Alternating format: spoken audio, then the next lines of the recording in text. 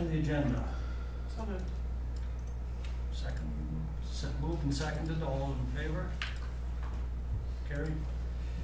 Adoption of prior minutes, minutes to September 24, 2018, committee of the whole meeting. So moved. Moved and seconded, all those in favor? Carried. Business arising out of prior minutes, none. Water matters, third quarter update, 2000 strategic priorities, operational plan, and department activities. I will hand it over to the CAO. Thank you. So this report is in front of council to provide you with an update on our third quarter priorities for 2018. The departments have also submitted activity updates which provide an overview of the significant work items that were embarked on during the third quarter. As you can see, I have a list of things that I've been doing over the last quarter. Brand refresh, we completed that up. We cleared up the solid waste contract. We had UBCM minister meetings that I was in attendance at. I've had a few human resource matters that I've had to pay attention to, and I continue to lobby the federal government for siphon repair funding.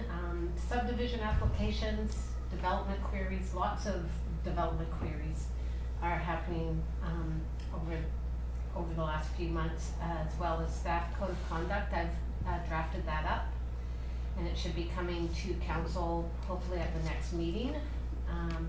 And I've also worked on updating the fire chief job description and the hiring process with respect to that. Working on the development services review and the automated car program rollout. That took some time from everybody actually. We've done some labor management meetings and municipal employers quarterly meeting. I attended also. The fourth quarter update is scheduled for council in January. Just some of the highlights within the strategic plan. With regards to the undertake a town hall location business case, administration has brought forward some different properties for council's consideration and have been provided direction from you with regards to that. Reduce vacancies in the downtown core. The downtown working group was established.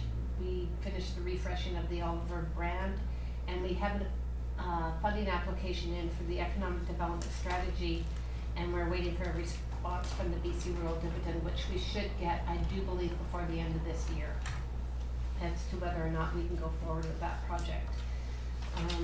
With the lands in downtown, on Main Street downtown, we have currently upgraded the parking area and to provide proper access and safety for people that are using that lot.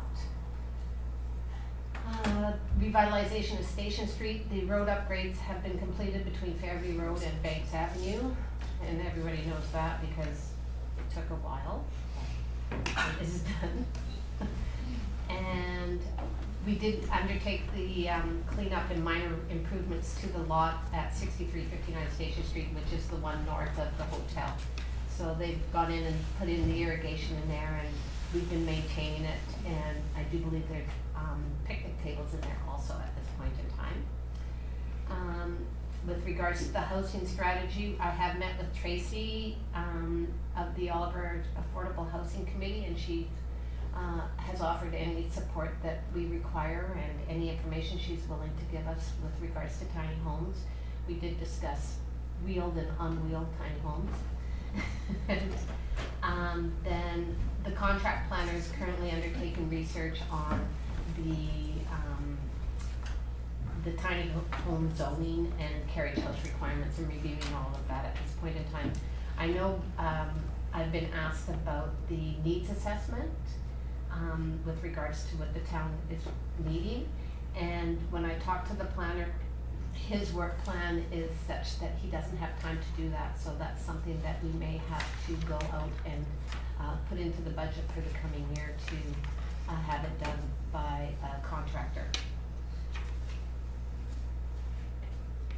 Let me go down a little bit more. Gallagher siphon repair.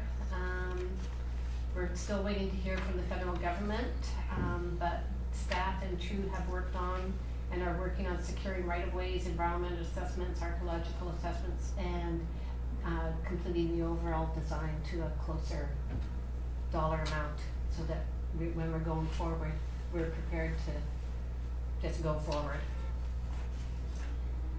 Fairview Road and the Spartan Street sidewalk project has been completed. I do believe the lights will be going in soon. Hopefully soon.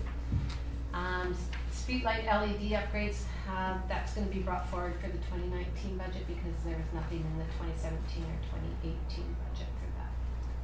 Plenty of time.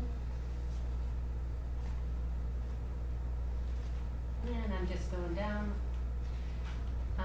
And on the operational development services, the review of that, I'm currently drafting the report with recommendations, and I'm hoping to bring it to council at the next meeting for your review.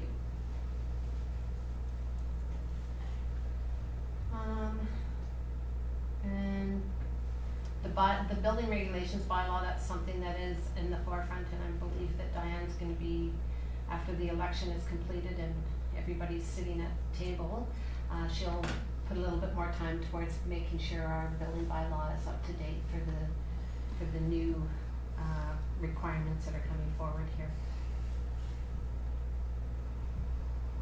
And I think that that's it for that. And the reports at the end, you can see the activities that have happened in the development services and the finance department. It's still clicking along it's pretty heavy actually for the development, considering, you know, I've done some comparisons with other communities of the same size, and we're either above what they are or even with them, so. And then we've had lots of activity with our social media too, so that's been a great asset to getting information out and having feedback from people. And then the Public Works projects updates are all there, and Sean has provided good detail on his comments with respect to the projects that they're undertaking. And of course, Devin's provided his information on what's been going on, and now they're getting right into the budgeting of, they're working on the water, sewer, and I do believe fire department at this point in time, they're working on those budgets. My recommendation is to receive this report for information, but if anybody has any questions, I'm more than happy to answer them. Is this available on our website, like through the agendas? Yes. Yes. Any questions from council? I just have one question, just about the housing not needs assessment, housing strategy that we're doing. I don't know if I was misunderstanding all along, or I thought they were the same thing, I'm not really sure what, but I thought we were working on a housing needs assessment at the same time as the housing strategy. So if that's something that needs to be done separately and budgeted separately, does it make a ton of sense to spend a lot of energy and hours creating the housing? Well, the needs assessment is it would be part of the housing strategy. So like this will kind of go on the back burner, not really done until we budget for the housing. Yeah, we're still gathering information, and you might be able to tweak some of the like the zoning bylaw to adjust for carriage Little houses, things, little but you wouldn't things make like that. big changes until you have the needs Yeah, assessment. you need to know what's So that really just needs to required, be- so, yeah. No point That having just a needs to plan be if you early in don't the know. year. There's Pardon no me? point having a plan if you don't know what you're trying to No, solve. and Yeah. I guess I just assumed they were being done in tandem all along, I didn't realize that we hadn't been budgeting for that. Okay. Good. Any other questions from council? I will entertain a motion. I'll move the recommendations. Do you want me to read it? Moved by Councilor Dorr that council receive the third quarter 2018 strategic priorities, operational plan, and departmental activities report for information. Seconded by Councilor Van Davila. Any discussion? No, hearing no discussion, all those in favor? Opposed? Carried. Okay, now we will move on to item 2, the Gallagher Lake siphon update. Okay. And again, back to the CAO. Thank you very much. On Friday, well, I do believe it was Thursday, the mayor received an email from Dick Canning's office indicating that he has a meeting set for the 22nd of this month with the Minister of Infrastructure, and has invited the mayor to partake in it, as well as Chief Louis. Chief Louis isn't able to attend because he just had knee surgery, but he would like to go in on a conference call. And then on Friday, we also, if you recall, I indicated that we had put in an expression of interest to the Disaster Mitigation and Adaptation Fund back in July, and with regards to the Gallagher Lake siphon. And we received information on Friday from them that this particular project has been deemed conditionally eligible to proceed to the full application. So True Engineering will be going into a webinar on the November 1st to make sure that they understand exactly what kind of information will be required for the application. And they will be going forward with the application to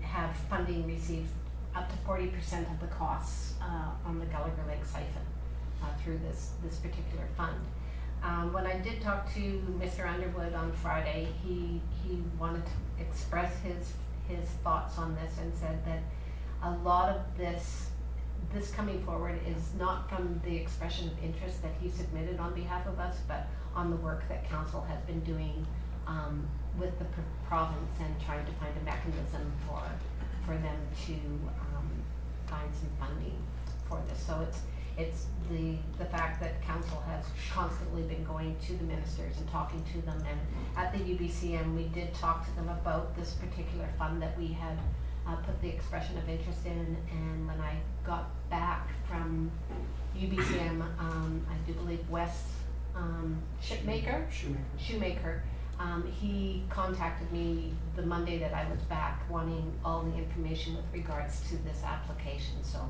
there has been work going on at the provincial level to get this moving forward.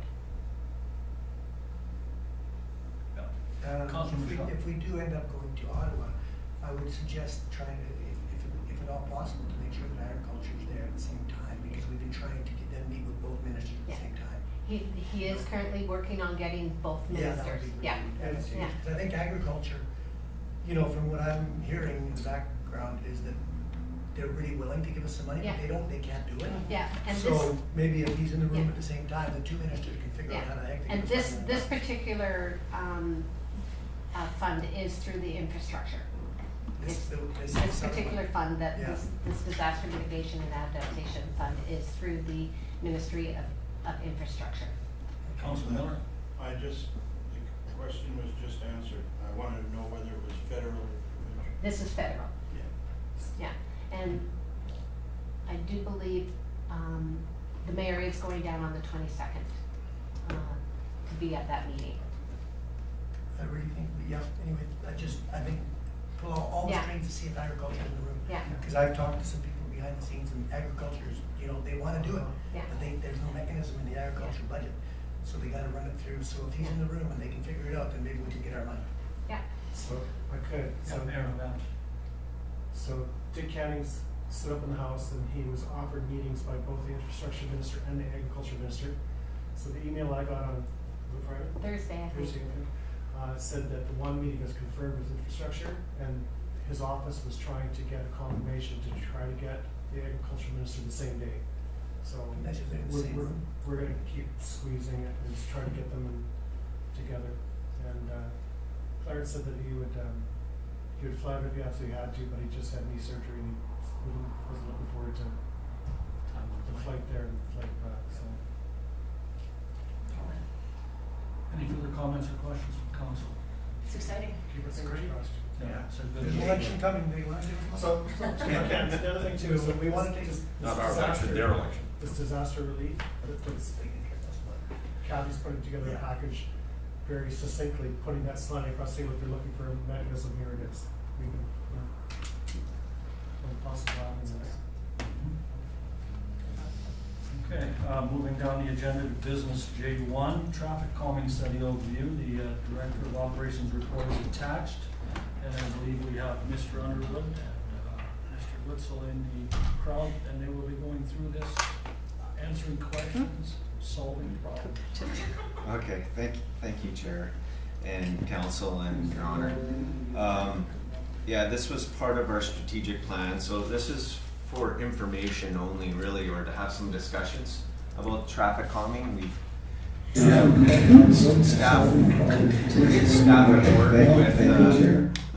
staff have worked with True on identifying a lot of the areas in town that I've been brought to my attention, or what I've seen or our staff have seen over the years. So and we gave that information to True, and we visited the sites, and then it was up to True to compile all the information. We had to wait for the Transportation Association of Canada to update their manual, which was updated earlier in the year, and so then they could finish their report. So I'll let Steve walk through the report and give you the highlights. And again, if we have any discussions or anything, and any areas that we really want to bring forward to the budget, if you guys are all on board, let me know now, and I can get those moving into the budget. Steve, do you want us to ask questions as we go along, or do you want us to save them up?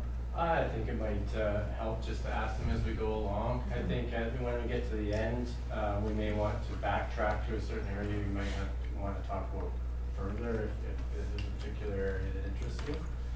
But otherwise, we can kind of roll through it. I think this time you've had the pleasure of seeing the report before I show up.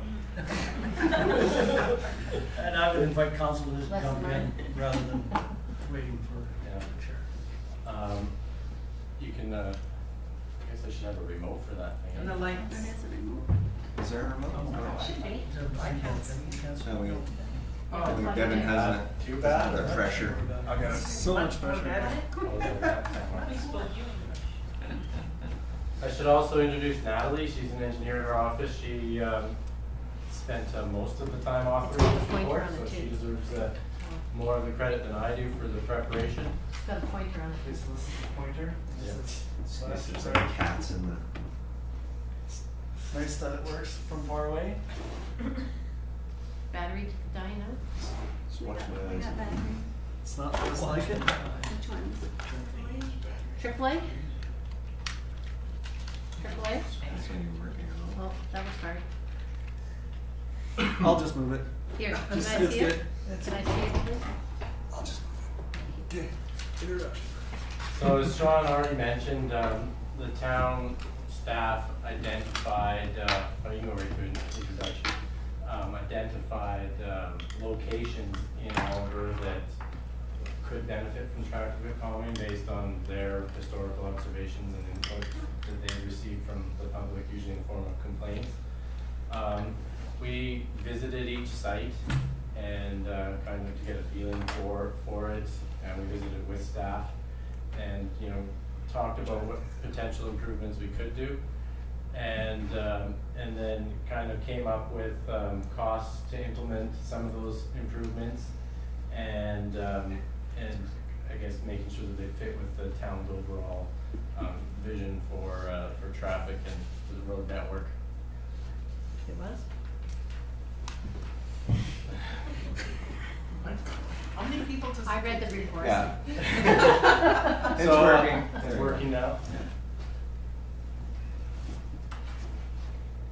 From close range it works. Oh yeah, I'll just step it over like that every time? There we go. So what is traffic calming? You can slide that over. Does it have, No, it's, there's a cord on the it's floor? up to- Oh, yeah. this is all being recorded, right? Oh, good, it's okay. So what is traffic calming, or what do we do? And it's usually a change to the roadway to slow traffic down in a neighborhood or make a intersection safer for pedestrians. It's usually a combination of pedestrian safety and or traffic slowing, which are sometimes not mutually exclusive, but they usually support each other if we slow them down. a key report that we used to prepare this is the Canadian National Guide to, or Canadian Guide to Neighborhood Traffic Calming, the 2018 one, published by the Transportation Association of Canada. It didn't get published until June this year, which is why we're a bit late in delivering this. We were hoping to do this project a lot earlier in the spring, but we wanted to make sure we applied all the new ideas that came out in that guide. We had the, correct me, 2001 guide was the last time it was published.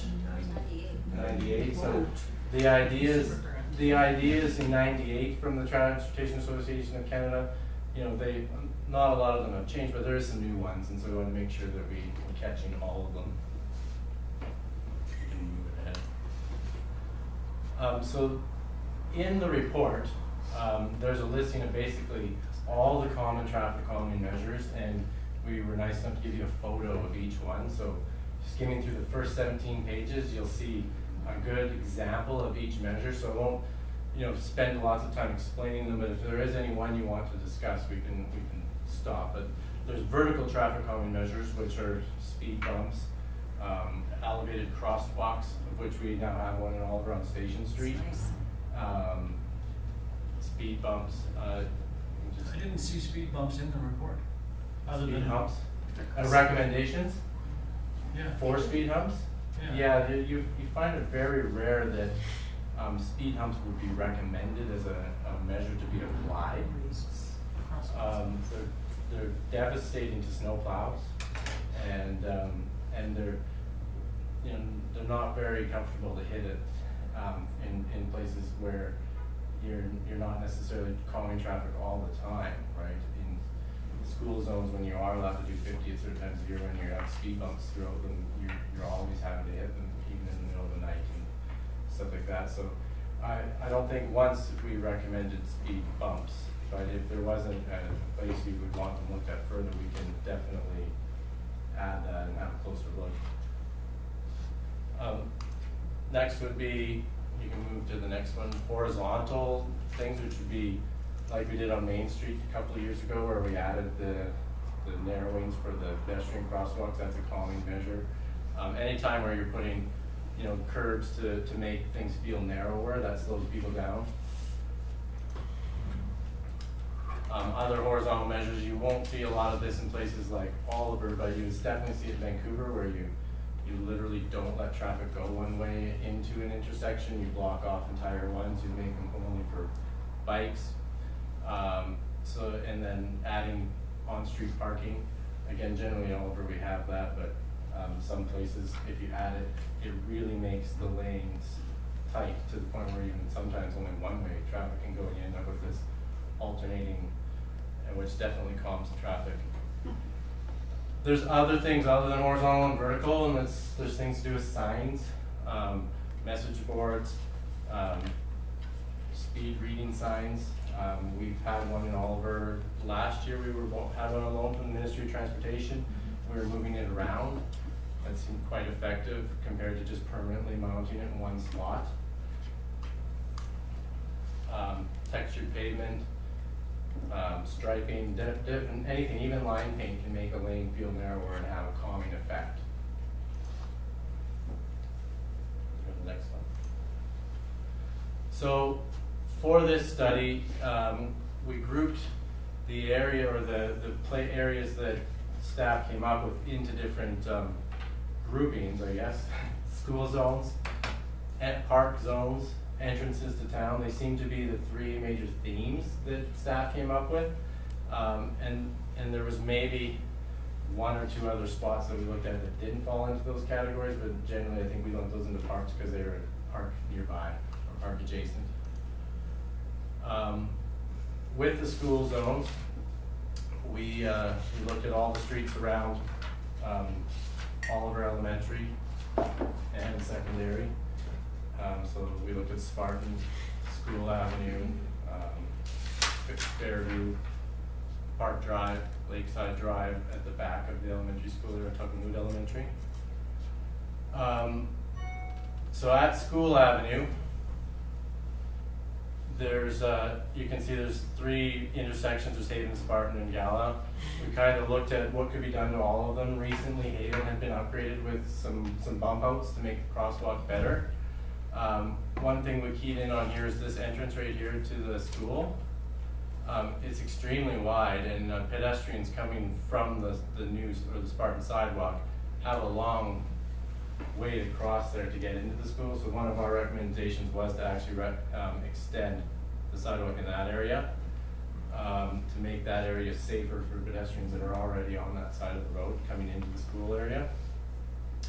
We didn't, we came up with other ideas on things that could happen, but we didn't necessarily, in our field review, determine that they were priorities or big concerns, because generally all the upgrades have been done in that area have been pretty good over the last few years.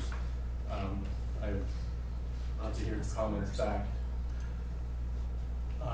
Mike, can I make a comment back? Yeah. So my comment back would be that I have heard from parents, my kids go to that school, that specifically, I couldn't understand what you were talking about extending sidewalk, because I didn't know where you were talking about. Yeah. But where that sidewalk ends, where you're kind of pointing, Yeah. there's a locked gate. That's for access vehicles. So generally the foot traffic, that's where they walk, in that locked area. So I don't think it's overly unsafe there, but maybe I'm missing something. But that crosswalk that's in the Haven Street circle, the crosswalk that goes right there over to the building, that's the one that we get lots of complaints and lots of concern about. We've had requests for speed bump, which I read are horrible for snowplows, but also even maybe just brighter painting, like the painting that was just down at the flashing lights on the bridge. Just something that kind of, it's really tight, like all of the things that have been done were done intentionally and make sense, but it just makes it that much more kind of sketchy when you're driving through, because you've got kids coming from multiple angles, vehicles coming from multiple angles, and it's tight on top of it. So, and you can see the tight, you know, is what we intentionally tried to do to make that as safe as we could for pedestrians. It's hard to get much better at that exact spot. Well, just potentially just the brighter painting would be a really great first step to see if that makes a difference. And then another thing that I read in there was the painting of the speeds on the road, which kind of seems wasteful because we've got to redo it every single year.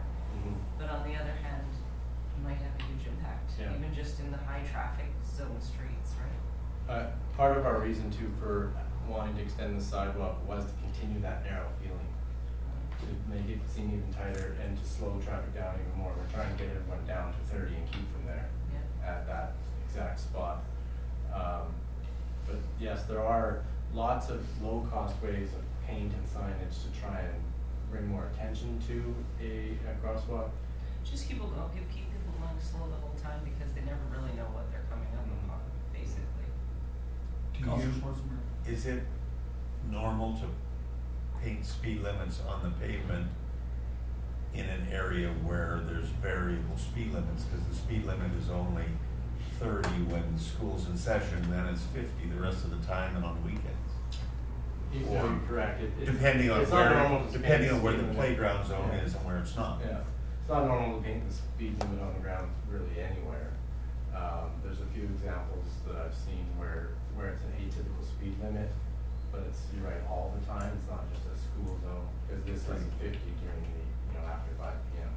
Yeah, I kind of like the raised sidewalk, raised crosswalk on that one. And I just wanted to follow up on that to clarify, when you talk about speed humps and raised sidewalks, a speed hump is just a very narrow speed bump, is that what you're talking about, that is Yeah, I guess difficult on equipment? Well, even the elevated crosswalk is. So like down in front of the hotel, that's an elevated crosswalk. Yeah, so that has ramps on either side, and has more of a tabletop on top, so that's more of a hump than a bump. Bumps. Is that difficult for equipment as well, I guess I'm asking? Well, you'd have to definitely go slower Okay. over the speed humps. Because is that a calming measure that we can discuss with, and we're talking raised sidewalks, but I'm talking without the sidewalk, I guess basically. That type of a speed hump without a sidewalk across. Speed hump's better on equipment than a speed bump, obviously, right? So. Yeah, obviously, that makes sense. Yeah, and so, definitely at this location, an elevated crosswalk or an elevated intersection, something that really causes you to have to slow down would generate the calming measure. When we walked it, we marveled at how good the bump outs that we had done a few years ago on Haven looked, and how well they seemed to be working the days we were there. And so we didn't identify that as the biggest priority, but again, that's what this feedback part is about. And it's something that maybe staff could deploy the mobile reading sign too for speed limit, because it logs everyone's speed, so we get an idea of how fast traffic is moving through those corridors and at what That'd be time. good. Does it log you before you slam on your brakes? Are you It's speaking already about logging yourself? you before you react. When you talk about sidewalk extension, is that the part that's missing down by Gala Street that you were talking about as well? There is a piece of Yeah, sidewalk missing there that we should consider. There's an entrance kind of into this, that's in here. You can kind of get into the school That's through that there, picture right here, into the parking lot. So we didn't necessarily put that one on, but that is another one that we bounced around, but we didn't supply a cost distribution because it seemed like even the sidewalk extension up here was a fair amount of money compared to some of the painting and other ideas that you come up with. Something that would be beneficial is even the flexible bollard and the crosswalk that's painted yellow that says school zone, and that's a very inexpensive way to notify traffic that there are like people using the crosswalk. And would you put those by all the crosswalks then, kind of thing? Yeah, you could put them like in the crowd of the road in the center line, so it won't, it'll slow vehicles down just 'cause it's that like visual awareness. And generally, there's already those crossing guard Susies or those signs that the school puts out. Yeah, they are there. During school days that That are. everybody's immune to. They're really effective for someone like me that doesn't see them regularly. They're really good reminders. But you also have, on top of all the traffic, which is insanity in the morning and the afternoon, like I don't remember when we went to school, so many parents picking up their I was kids. just I'm gonna not- say, we all had to walk, and that wasn't. Well, Uphill and people both ways. and buses, but nobody takes bloody buses anymore, they come in empty. But you've got all that traffic, then you've got the buses trying to get in and out, it is a gong show, Mhm. seriously, a gong show. It is scary. I would that say that, nobody's been hurt. I would say that whatever we decide here and Tuckahoe, that would probably, it would be really wise to send that information to the PAC groups and give them a month or so to mull it over, because they're the ones that are there picking up and dropping off every day and might see things that we're not seeing, and might have some good feedback. That's crazy. Are you looking for us to throw out ideas for consideration for pricing at this point, Sean, or? Yeah, if you guys, or even just key areas, like I know School Avenue, I knew that was gonna be on one of the top of the list. Okay. Park Drive in front of the elementary Yeah, no, schools. I guess I'm just saying, for me, with a little side discussion here, we talked briefly about finishing the sidewalk from, between Gala and Haven on the south side. It's right. Right by the park, yeah, by that parking lot. Oh. There is a stretch that's missing, it's the last of the loop that we wanted to finish, just, and then the other consideration, and I'm just throwing this stuff out, I'm open to discussion afterwards, was, raised crosswalks kind of at each end of that parking lot, which would be up the hill from Gala. Yep, there, Here. and then, One there yeah. and one there. To try and slow them down. But then before they doesn't get- that go Slow out? them, But yeah. a raised sidewalk, I'm thinking that's gonna take a lot of engineering, a lot of fill, a lot of Well, what we would do Raised there is crosswalk? we would do speed Raised humps, you wouldn't do. the speed humps, cause You'd maintain the crosswalk at the same spot. spot. But just do the hump I think to that there's slow them really, down. really effective speed humps Yeah, are and that's fine, west just of- something when they come into it. west of Cherry Lane. Raised in crosswalk, Edgerton. speed hump, kind of the same. I think we have to go back to hands, cause I can't hear it when there's 6 people talking, it just drives me nuts here. Okay, speak. Thank you. Well, you're not the chair. It's okay. There's just, You got it, too much George. going. West of Cherry Lane, there's a school down there, I think it's Queens Elementary or whatever, but there's That's like. Parkway. Parking, there's 2 or 3 speed humps there, and they're like 8 or 10 feet long, so it's not like a big bump, but it's, you go up and over, you sort of sail over them. But if I remember correctly, on either side of them, there's huge notifications that they're there, like I think there's line painting coming on the road, like Mhm. big hash marks in yellow or whatever, but I think they're really effective, like in that area. Yeah, no, and they can be quite effective. They can be a nuisance at the same time, and there's some vehicles that don't do well on them. To launch. Well, or they have really like the more of the sports cars and stuff, high center on them. If you'll notice, Spirit Ridge used to have them. They're That's all what I was gone gonna say. since Area 27 was developed. All the speed humps are gone because the cars all got stuck the first time they had a rally there. And so it's one of those things that it's always a knee-jerk reaction to put in humps and bumps in the alleys or anywhere where people are roaring. I always try and make you or encourage staff to think about all the other ones and try other ones before you resort to humps and bumps. Councillor Benjamin. So I was also gonna point that out, that not all cars can make it over them if we start having multiple. But I think in that area, if we were to look at doing one at all, I think you would only need one, and it would be at that crosswalk. I mean, once people are that slow, it takes you a while to get up your speed, and you're not gonna get a half a block Which down. crosswalk are you talking? Haven Street, Haven. is that the one? Directly across the road. Directly across from the I office. guess- Yeah, but I think you're totally right. I mean, again, it might be a waste of money for a year or two, but to try painting really bright and doing fun things first before you try, because then we'd end up with the same situation that you just described, where Yeah. then Often- night times after 5 o'clock, summer times, and then people are still having to slow down. Speed. That- I'm sorry. Just to add to that, it almost might be like you were saying, talking to the PAC people to find out, where does the traffic come from? Because if you put it up at Haven, the traffic may not come from that direction, the traffic is already there, dropped off their kids. Because That's they're all the- coming from That's the down the dicey hill, spot, right? you're That's what you have to consider. Councillor Schwarzenberg? I was gonna say, just as a question, a speed bump or a speed hump as opposed to a raised sidewalk. The raised sidewalks, you have less of a chance to get high centered.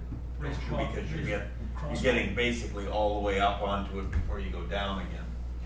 Depending on how wide you Wide make it the is. hump, Yeah. it could be the same effect as a. I've already flown over the one in front of the hotel, to be honest, and it's not comfortable to do that. You need to go slow. Mr. Ritchell, you got your hand up? Yeah, I was gonna mention, like, if we do get a portable speed reader in the future, I mean, using that too, something to keep in mind as well, like moving it around town in school zones, especially in September, we would probably hit the school zones with the portable reader, just to remind people. So, I mean, we can incorporate something like that with some other treatments, right?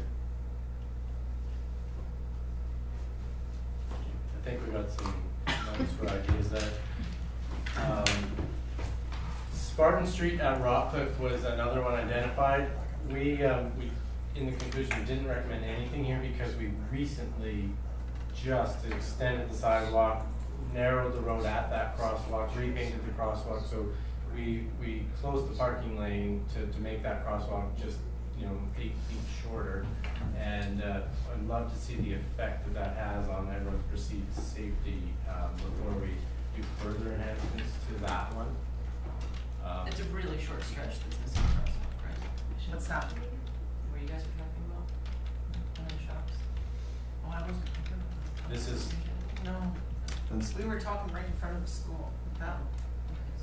That area is not overly bad. No, I didn't. On Spartan Street, Yeah, people fly along Spartan Street. well, they fly, but we Yeah. don't seem to have the congestion of drop off. No. They've all gone to the front mhm. where they're not there. They used to be there, but now that area seems quite, I don't know, that's just my feeling from going there. I don't And know. now parking's defined, so there's Yeah. places for them to pull in and drop off. And, Yeah, and like I said, most of them go to the front now with the new school, they all park in the front and 90% of them anyway, so I don't know, I mean, that's just my take when I drop kids off, so. I don't know, Petra would know better, she drives it. No, I thought that's where you were talking about. I haven't noticed the congestion. I mean, it kind of does, it makes sense to finish it off, seeing as it's so close to being done, but there's lots of different priorities. So the next one was Nicola Street Yeah, traffic. and Fairview. Took me a while to learn where Nicola was. Yeah, where is Nicola? This one here? Yeah. Yes, The little things. Yeah. It's next to the church. Yeah. Oh, right, okay, where Darren lives. okay, yep. Yeah, see, that helps, where Yeah. somebody lives. Darren added this one to the list. Darren's like Oh, Darren added it. No. four houses in on the What, east side. what Yeah. we noticed here is you have two crosswalks, and I'm circling them right now, adjacent to each other. There's two crosswalks right on top of each other. Right. And that's that's not necessarily a good thing to have. No. It's nicer to focus everyone to one crosswalk, especially when you're doing a mid-block crosswalk like this, so that the traffic expects crosswalks more at intersections than they do just, I guess Nicolet used to be maybe an intersection there, but it isn't now, or at least a major one. So part of our recommendation with this location was to close that crosswalk, Yeah. just to eradicate it and focus the people up to the Gallup Park. to the exactly going across from Gallup Park. Plus, that's where our It's free ridiculous. festival. Yeah. Even if you're walking down the street and you wanna cross it, it doesn't feel like it's a real crosswalk. It doesn't really go to anywhere either. Especially not on the Nicola side. Right. It's just, So you it just ends extend in the nothing, it sidewalk. ends in So gravel. then they would cross. So it'd be interesting to understand why it got put there in the first place. Because there used to be a bridge there when we went to school, and that's where everybody crossed. Got it. See, I'm really old. Back when there was a bridge over the canal. I graduated in '73, That's so. where we all used to stand and smoke. Yeah. Was the smoking. So they still did, I guess, when we were building School Avenue or well, it was 103rd when we were building it. There was a lot of smoking happening there too. But see, the flume was not covered then and all that too, right? Yeah. But that's pretty cheap to do. I thought I saw in here that it cost a ridiculous amount of money, and there it Do says you- nothing. It was to eradicate a sidewalk is 22,000. well, what we gave an option was extending the sidewalk up this side. That was 22,000. Oh, So if we felt that deleting the crosswalk meant that now pedestrians had to walk up Fairview and we wanted to provide them a Right. safer spot to walk, we would add a sidewalk to the side. And the of Fairview. sidewalk would go to, cause there's a sidewalk coming out of the park into our. Right in here, there's the trail coming Yeah, out. Yeah. okay, So we onto can that come up side, to the okay. trail, yeah. And that, again, we can bring that to budget as an option, but not painting the sidewalk is just literally not Nothing. painting it, yeah. And Just it's let it paper. fade away. Question to Sean here would be, do you want formal motions for things to bring for budgeting, or are you gonna, what process are we using here? What do you think, Anthony? I think you would wanna get the information for budgeting process Hmm. purposes. Yeah, we could do some formal ones. Do we wanna go through all of them and then you guys pick your priorities and we can concentrate on those for the next year and? yeah. Okay, let's do that then. Next one's Park Drive. This one's unique in that what's described to us, what happens is parents are pulling it over on this side of the road, decided out across or sidewalk, and kids are just randomly coming across the street like salmon up the river there. They just wherever they come out between the cars, they come. And so, there's lots that you can do here to try and slow people down, to try and define a crossing spot. But ultimately, if they're getting out on an unpaved, gravel shoulder and they don't have a safe spot to be walking up and down on the other side of Park Drive, they're gonna come across. Counselor Drew? My question is, why do they have to even use that? Why can't we just close that off, no parking, and they've gotta go down that side street where there's all that parking? No, Merlot? Yeah, that would be Merlot. that would be horrendous. that's Merlot. That was a question, I think Ms. Collin has an answer. Go ahead. We already have no parking signs there. Okay. People then park it's- there. So then the solution may be cement blocks. I refuse to drive down that street, it scares me so much. Or a crosswalk. Well, or just, but I'm just thinking, there is an option there not to have them parking on that and having the kids in danger, where you've got that other. But a raised crosswalk, you're saying, is about not even $11,000. How many, what portion of the road would that cover? Oh, we would just be talking about like a 3-meter wide crosswalk that would be elevated pavement, like the one in front of the new hotel. And then maybe we focus on crossing on that one. But the problem is getting them to get to Use that it. spot, and it is, Yeah. it's more gonna be a speed bump, and people are gonna still be crossing lightly. Everywhere. Everywhere. Okay, so Anybody remember an injury there? No. I Well, that's what, even at OES, I mean, there hasn't been one considering Schools been here for 30, the traffic. 40 years, right? Yeah. I was looking at the wrong thing, sorry. The curb gutter sidewalks, bump outs and crosswalks for $66,000, please. That option involves defining this edge of the road with a curb, defining the parking lane as is, there's road right away to do it, and then like we did on Main Street, bumping the car parking lane out, so the pedestrians all are in front of the parked cars and then cross at one spot. And again, if you give them a sidewalk over there, when you get out of your parent's car, in the parking lane, you're on a sidewalk, so then you feel you can walk along that sidewalk to where the, designated crosswalk is. That would be the preferred solution to this area. So my question, sorry, was that 66,000, how much does that cover? Are we talking like only right in front of the school, or are we talking out of Sunnybank, the cow farm? The frontage of the school, Is that so the whole it was block? basically from property line to the intersection of the school. The whole block. So it's the School. start of the street. The full Then we'd frontage still of the have- school, basically. But it's the start of the street, we'd still have 2/3 of the street to get to the next corner kind of thing. Yeah, yeah. I like that idea. Wanna make a motion, maybe, Well, I don't, if we haven't made any motions yet, but I would just say Okay. let's not forget that one.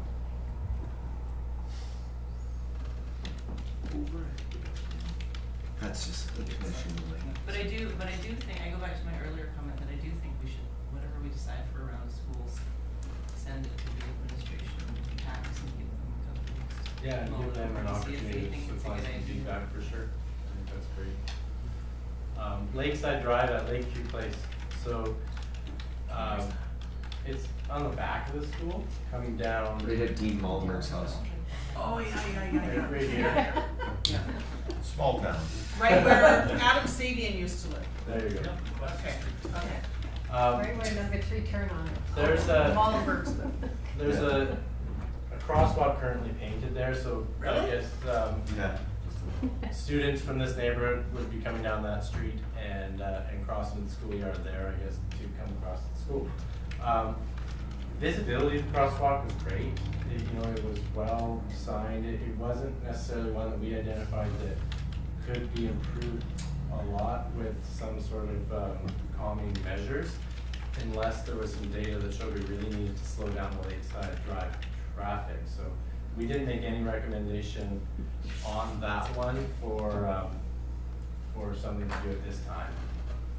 It's almost one of those situations where you, I hate to say it, you need to sit there for a morning or two and watch the behavior of the pedestrians before you decide where you should put, cause you could say, well, let's put it here, and then they'll cross, they're like sheep, wildebeest, They are not good. and they may cross somewhere else. Just when we were looking around Tuckerland School, I was just surprised not to see Merlot Avenue on there, because that's the one that we, as a council, have heard lots about. Lots of complaints about people flying in. And that's something that I guess so you're thinking speed on Merlot is the issue? Yes, and It's just a straightaway and it's wide open, forget road painting or anything like that. That one didn't hit our list as one to evaluate, and I think that was a question of, I've never had a complaint on Merlot, yeah, personally. we could definitely, council has had several. Yeah. okay, you wanna maybe make a note to add I that? think when you look at it, one of the difficulties there will be the width on it, is because there's the road, and then on one side in front of the houses, there's a boulevard, and if you put a traffic measure on the road itself, people will actually just go around it. Mhm. Because beside the road, there's sufficient room between the road and the school for 2 more roads. Yeah. Yeah, there's a big forest really wide. transmission Really that's in wide. there, yeah. Yeah, But that forest might be right away. pretty, Yeah, so, road painting there. Next one? Yep. I saw that, I thought, oh my god, what do you need? So next, so those are the schools, then we moved on to the parks. Rotary Beach, Kiwanis, Hike and Bike, and Fairview Park. Rotary Beach, you can see the sidewalk, right up here. Again, we looked at this one in the field and it was already a narrow road. You can't make that road much narrower there. Signage was excellent, the visibility was great. We didn't really have a recommendation to easily improve that unless there was a major reason to be slowing people down further on Lakeside, which the day we were there, we didn't notice.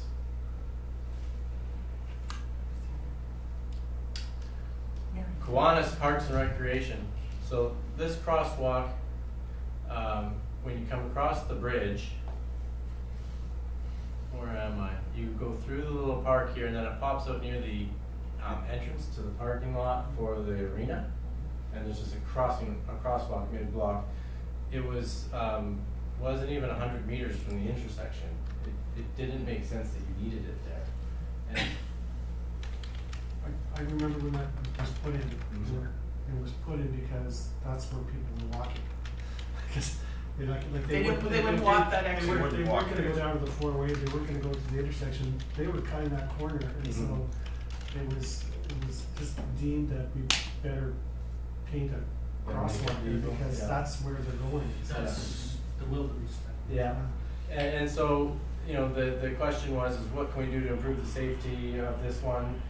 Well, our recommendation to improve the safety is to not have it, because it's much safer on the main four-way stop intersection. That's a much safer place to have a crosswalk, and that one is much safer. If you wanted us to come up with better recommendation or a different one or more treatment to the road, I guess we did come up with other ideas, but they didn't seem like they were worth it for that one to us. Have we heard that's what something that's I hadn't that's what I was wondering. Yeah, So it's- they would stop them from walking across it.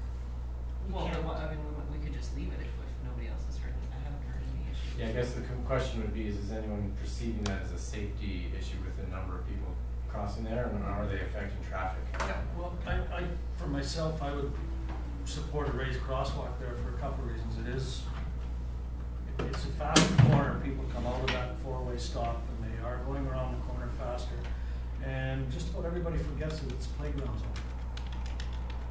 I agree with that. And the other You know, thing too, when they're between coming there- around that corner, Is it they're a going to the playground? hospital or like Coming Ronson, in. they're already accelerated to go around that Yeah, corner. between there and the play, you know, Do we have signs the other that side of the say bridge, playground it's a zone? playground. I think so. It's not Unless they're noted as taking a the signs playground off. zone though, the signs. Okay, yeah. It's that's farther fine. up. I didn't, It's a little further up by the recognize water it was. park, but Yeah. there's a Okay, playground yeah. zone in there. Yeah, on the other side of the For bridge. this Yeah, playground there's here. traffic wouldn't like it though. There's a Yeah. park adjacent here and a park adjacent there. For that playground, yes, Yeah, but there's somebody in the back. There's a lot of It is ambulance ambulance traffic through there, and that's a good point. Yeah, yeah. So that's Just one when I that don't you think can it's- continue to monitor. You know, you could consider its removal if, or you could try and understand how well used it is. It is, you can see in the picture, signed appropriately, like, it is marked as a mid-block crosswalk with proper signage and everything. So, that's just the right way there. it could be used more now that that hotel is there too, because a lot of people will probably walk to events, right? If there are events being held at the community park and so. When I look at the one picture on the top right there, it almost looks as though the crosswalk doesn't go to a sidewalk. It might be beneficial to have, Move it over. well, not even to move it over, but rather to widen the sidewalk. I think, That yeah, looks having so a, that- having a bump out on either side, right, would make the crossing shorter. And then it narrows the There's that part lanes, that and then narrows people the don't lanes. go screaming around the corner. Yeah, yeah, there, I mean, there's some. But maybe that's all we need, but- possibilities there. And again, we can could look at prepare a that. cost for that if it's identified as one you That's wanna probably a keep. better idea. Yeah, you know, and like I said, it doesn't look like the crosswalk goes to the sidewalk, and the sidewalk certainly needs to be expanded or moved. There is a sidewalk over there. Yeah, there is. But this sidewalk, this ends, so you would Right. just extend this sidewalk out a bit, bump it Yeah. out, but they'd still have to make it so traffic can turn into Parks and Rec. Right. Do you think that would benefit from overhead, like amber lights or something? Some type of, Well, they have that at the So bridge. We've got it at the bridge, but there, I don't think that one's used as much, but like during events, it may be used a lot more. Like Festival Creek. The one on the hike and bike, right where the Fairview Bridge is used quite frequently. Yeah. That's the drawback to do. So that is the next one, actually, is hike and bike. All of these, we're just chatting over here, all of these crosswalks that are maybe not in the best spots or maybe not like front and center, is there a drawback to painting them all nice and bright like you have at the bridge? And whose decision was it to paint the one on the Yeah. bridge, those bright That one yellow? just appeared and we all We love just, it. we kind of winged that one. It's really effective, I think. Everybody loves it, so We- is there a drawback? We were always, we were always planning on painting something just to indicate, or to make that one a little more visible, and plus a lot of people bike Yeah, along the hike and bike. And we thought, it was just like a last minute thing that, when Station Street was getting painted, that the line painter said he could do, that he's added to other communities. We just painted the yellow in between the white. And again, you could relay the cost of that, and then It's you not could, that you much could, more. you know, it'll be hundreds of dollars per crosswalk, right? And then you could decide whether you wanna do it on all of them, or the ones on major major areas. roads. Like they were. Just the problem ones, maybe. Yeah, Yeah. when you're crossing roads like Fairview, it would be. So this was the next one, the hike and bike.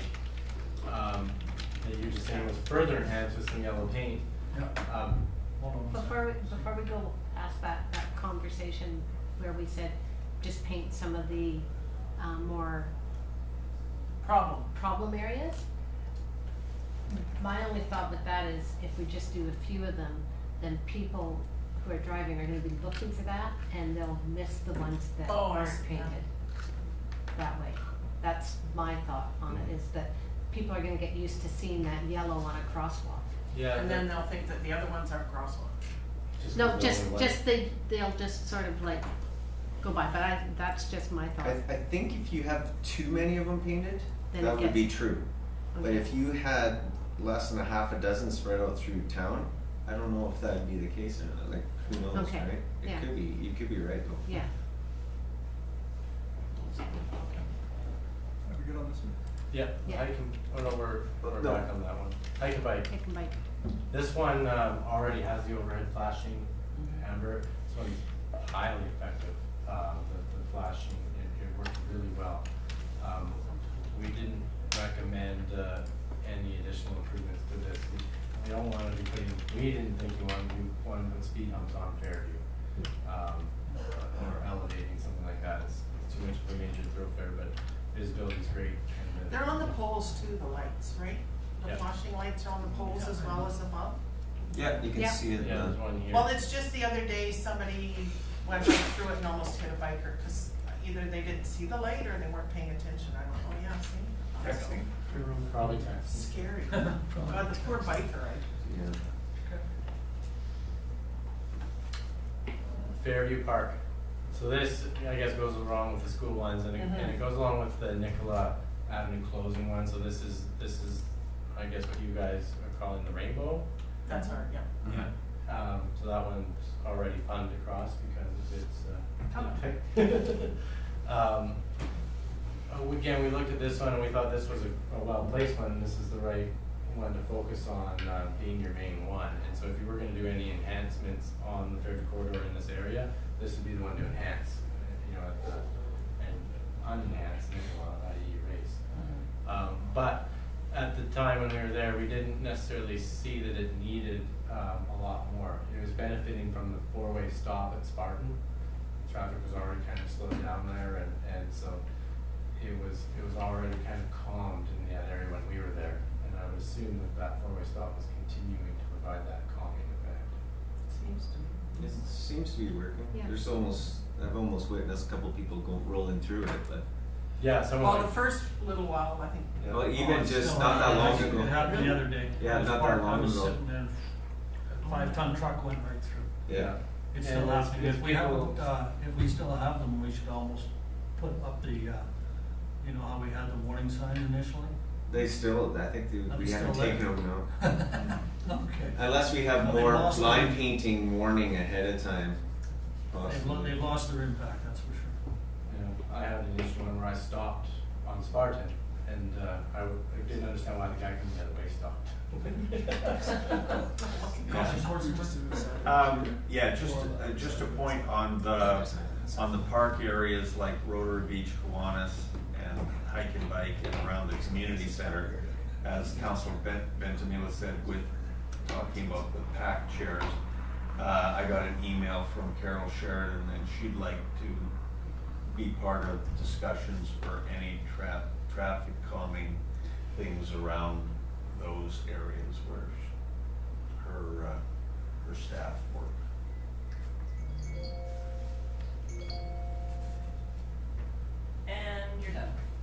Yeah. The last area where the entrance is to town,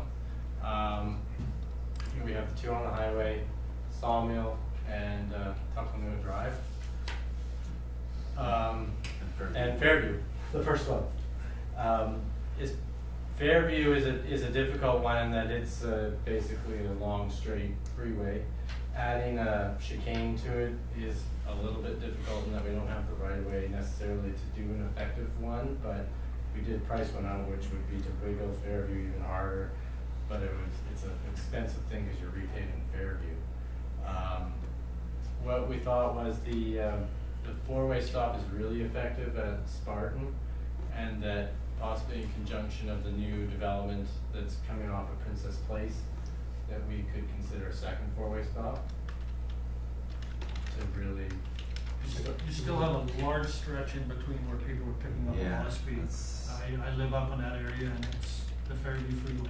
And That's so what there it's are gonna be. there are other ideas, but what we're, we thought rumble strips on the pavement, but then we're worried about the neighbors that have a house right Yeah, in front of the listen to rumble them. strips, so they get to hear ba-boom, ba-boom, ba-boom Oh, yeah. all day long.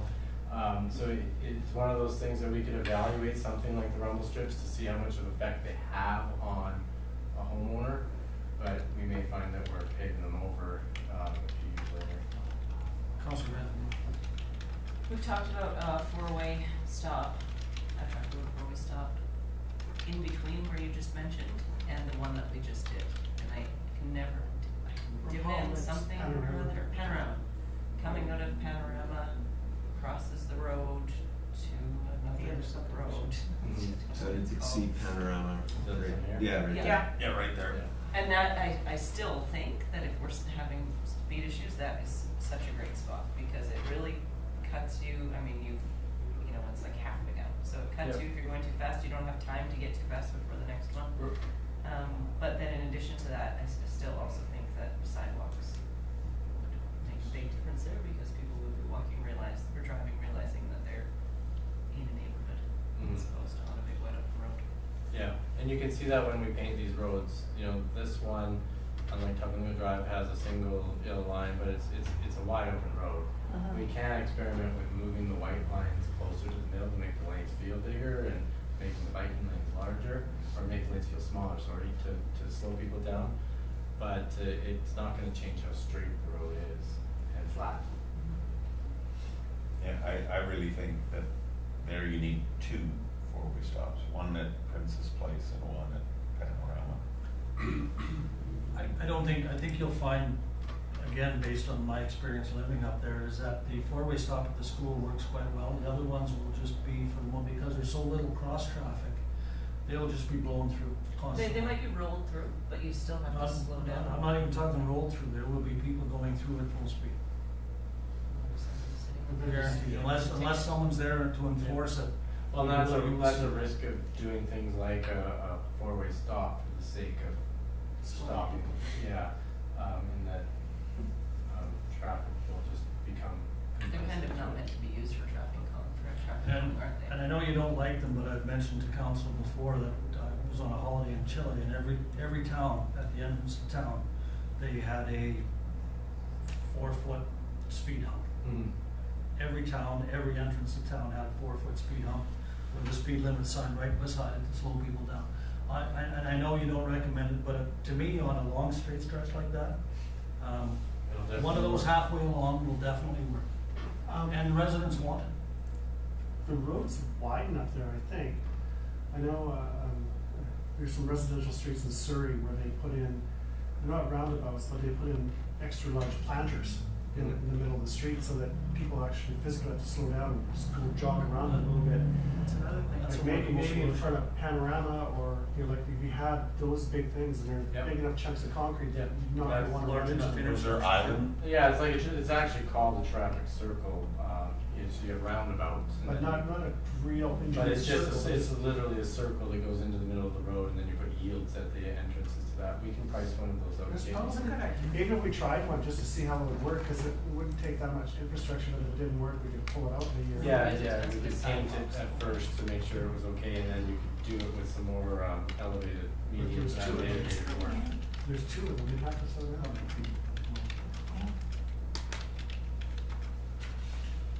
So we can put together a per intersection. Traffic circle is not a bad idea Yeah. to look into. Just Yeah, like so a you mini- use them on lower just a volume. not- It not- makes not- people not- have not- to not even make a that full adjustment. traffic circle, A little bit of $1.5 adjustment. million traffic circle. No, I know exactly what you're talking about, and they're called circles, not roundabouts. Vancouver has a lot of. Yes, they have a lot of them in their residential areas, Yeah, like the and- 10-foot planter in the You're middle so of the. smart. Thank you.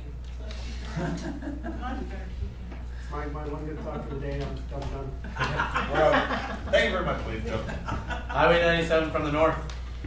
We can fly through this one a bit in that the traffic light at this location for the developments that will be on this Right. land will be ideal, much like you see at Southwinds. It's working really well at Southwinds. Southwoods was a freeway before that light, so it's, Mhm. that just totally, Changed it. there's no issues at all. Southwinds didn't even make our list because it's comped. There's no more issues. Right. Councillor Benjamin. Again, last year or the year before when we talked about this, I talked about sidewalks.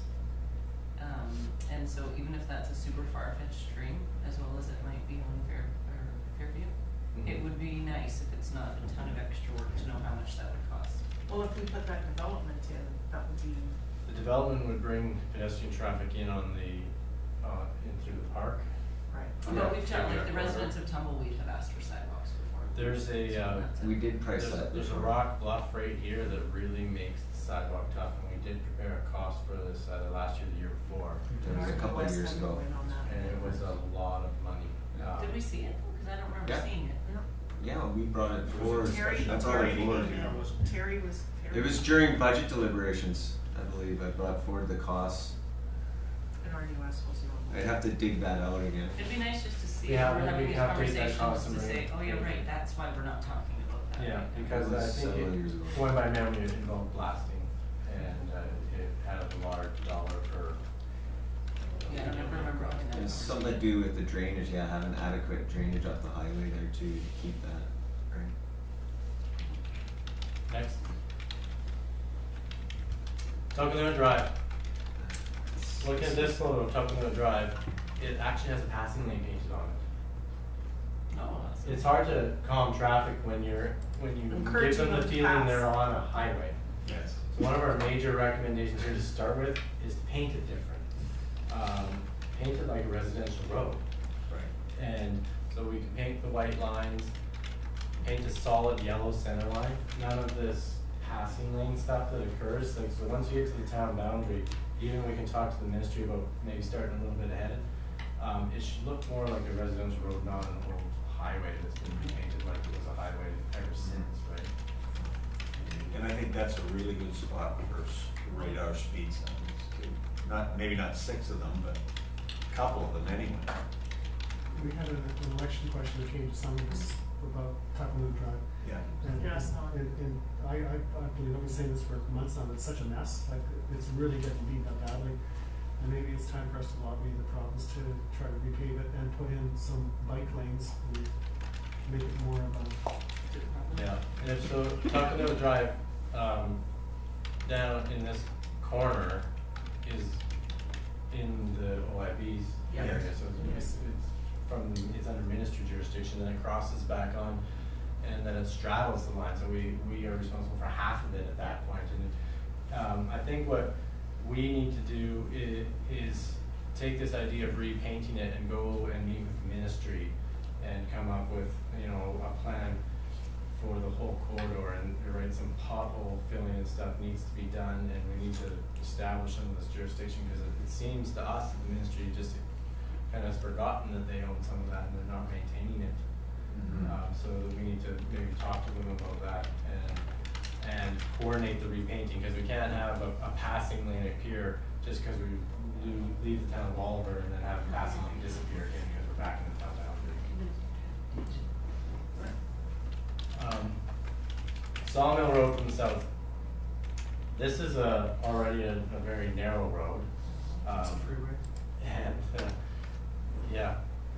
I think speeds are quite high on this one. It's, I don't know if you put the speed reading sign up on this one, Sean? Yeah, we did, I think, at one point.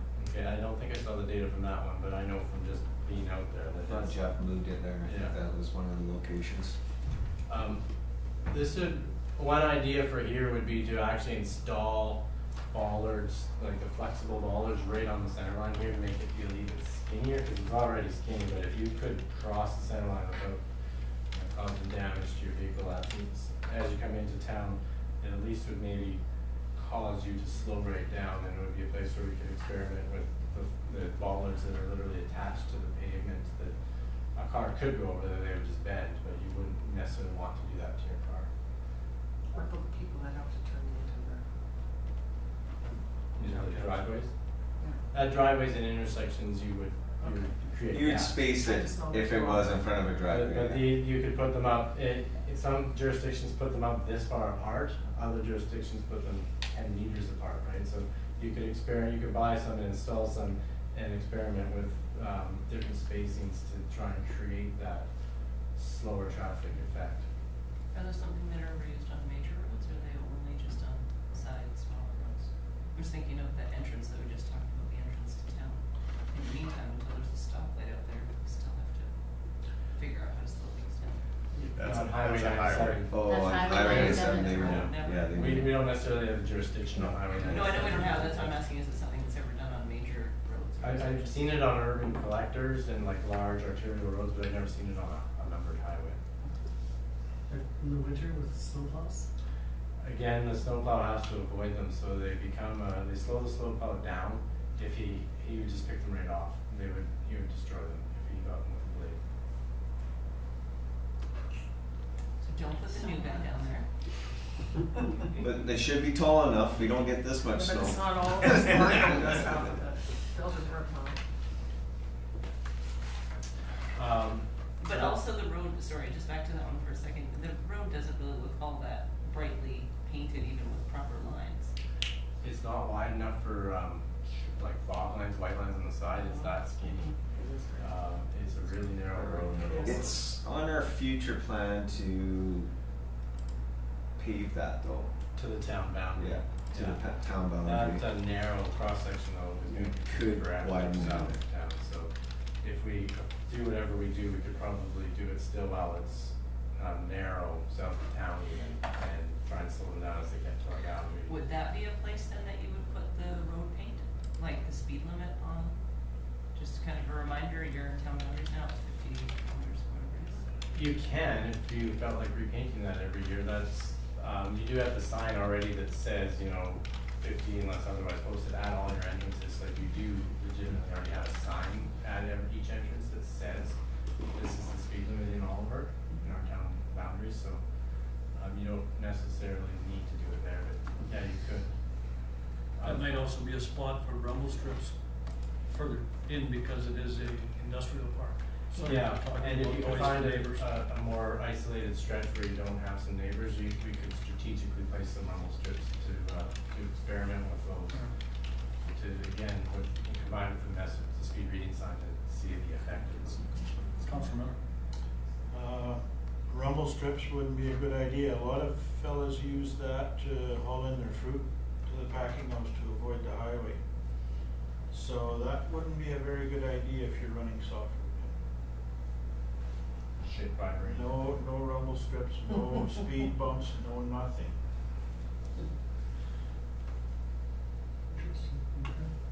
Is that, I guess maybe I don't know what a rumble strip is the vibration that strong that it would do? Oh, yeah. It's on the side of the highway, yeah, that's what I thought it was.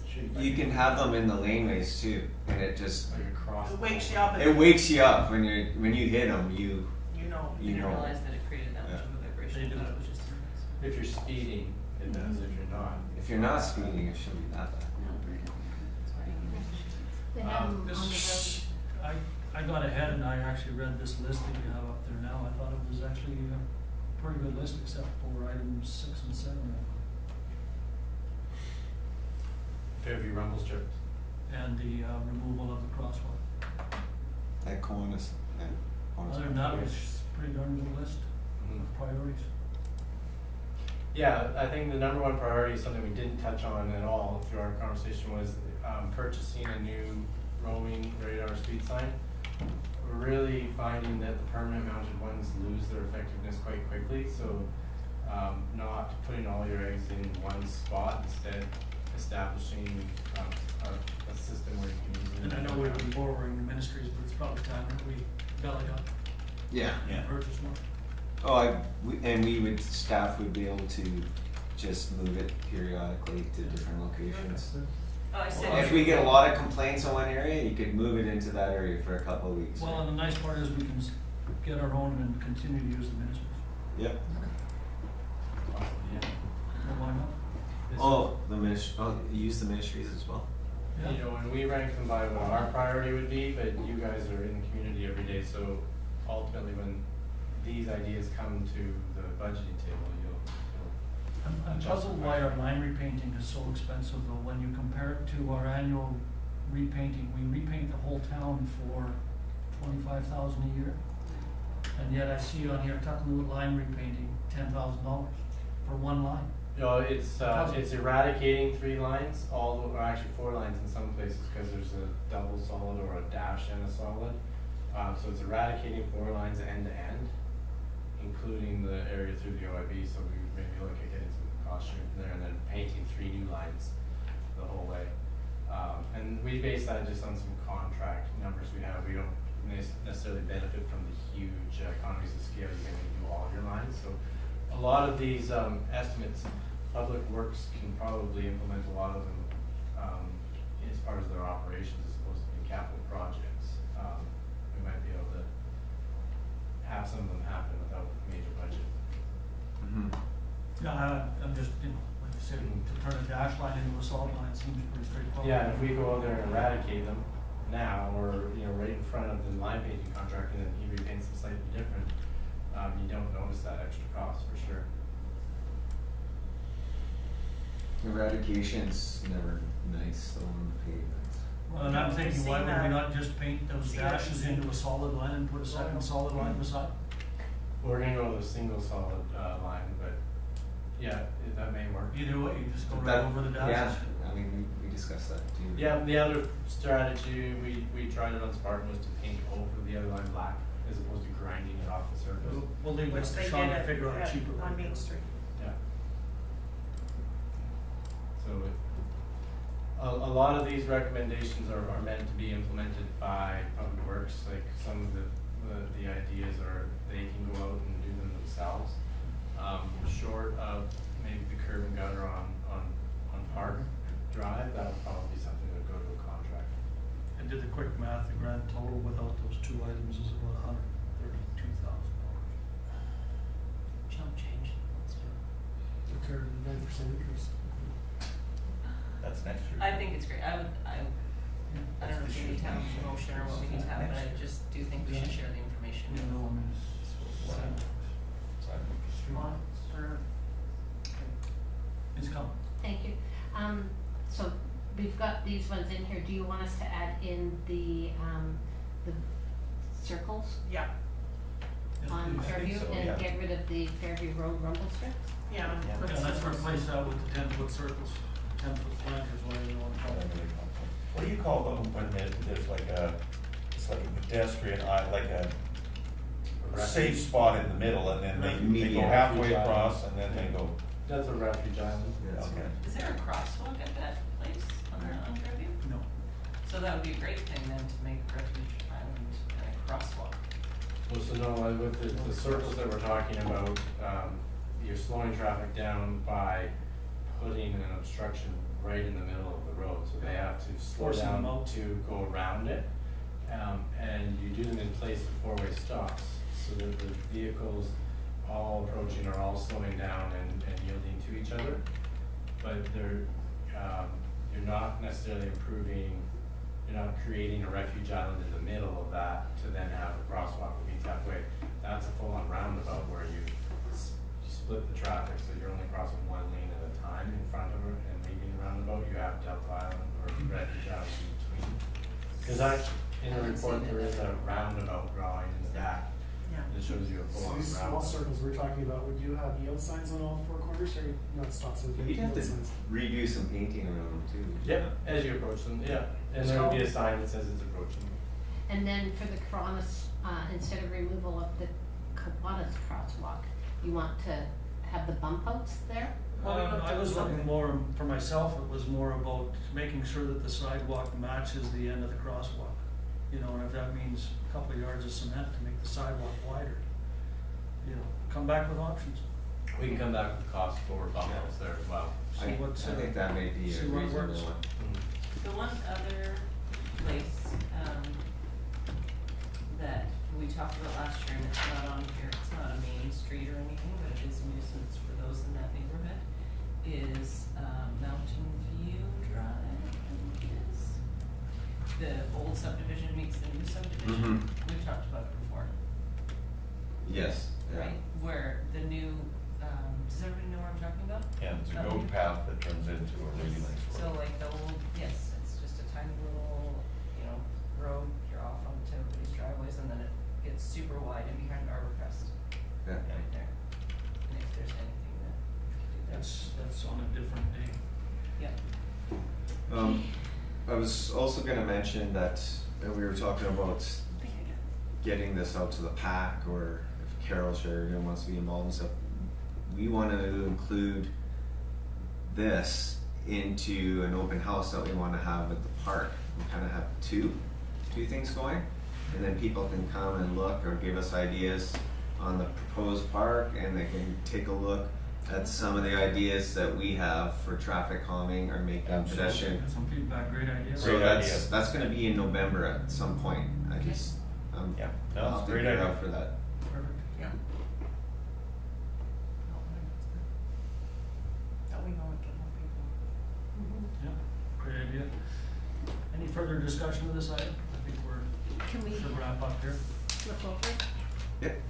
Diane has sort of proposed a motion just from the conversation we've had. Thank you. The proposed motion, that council directs staff to bring forward the priority items listed in True Council Consulting Limited's report attached to the October 15th, 2018 agenda for 2019 budget deliberations. That includes traffic circles, removing the Kiwanis crosswalk. No, No, No. take that out. Right out. That's right. Yeah, we're not doing that. We're Yeah, looking so at I'm- doing bump outs or fixing Yeah, so sidewalks. I thought removing the Kiwanis crosswalk, cause that was listed. No, No. no, No. It stays. The- oh, the Making the bump crosswalk's out gonna for stay, but we're instead looking of- at doing maybe a bump out or something? Bump out or a. option update, Yeah. Kiwanis crosswalk, option update. Replacing, You've got the notes on that, right? is that what that is? Oh. And no Fairview rumble And strips, we're removing, talking right. about the, That's the traffic circles. Right. Yeah. yeah, Okay. okay. Does that make sense to everybody? Second that. Moved and seconded, any further discussion? All those in favor? Carried. Alright. Okay, Thanks, guys. Good job. Good idea. next item is a public question period, Lionel? Yeah, no thanks. And we'll let- Okay, no thanks. Were you sleeping back there? The lights were out. Steve, we have one quick question, if you could. How is the archaeological work in that proceeding? If you notice, you'll see drill rigs out there today. So they're doing geotechnical drilling, and the archaeologists are watching it to doing what's I guess called an archaeological preliminary field reconnaissance, and looking at the strategy or the stratigraphy of the soil, and they'll be then preparing a work plan to do an impact assessment. Okay, I'll accept the motion to adjourn. So moved. Moved, seconded, those in favor? Thanks.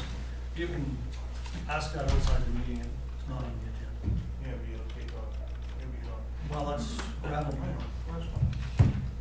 Okay,